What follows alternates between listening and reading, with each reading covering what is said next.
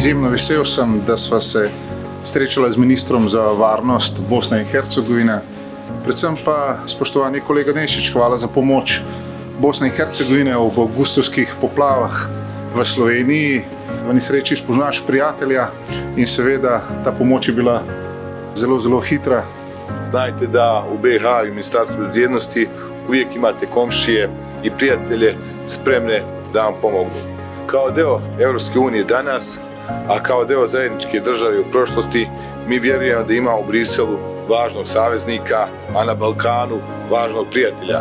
Slovenija je zagovornica in zaveznica Bosne in Hercegovine na njeni poti v Evropsko unijo in NATO. Hvala vam što naši građani se ovdje osjećaju sigurno i bezbjedno.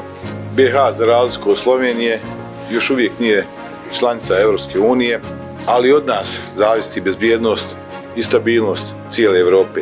Osrednja tema seveda najnega pogovora pa so bile kompleksne migracijske razmere na Zahodnem Balkanu. Ja sam i dalje optimista da ćemo mi do kraja godine imati potpisan sporazum sa Frontexom, a sve u interesu zajedničke kolektivne evropske bezbjednosti. U narednom periodu očekujem da BiH bude domaćin jednog vrlo važnog regionalnog, ali i evropskog sastanka koji će nas sve zajedno podići na karti bezbjednosti Evrope.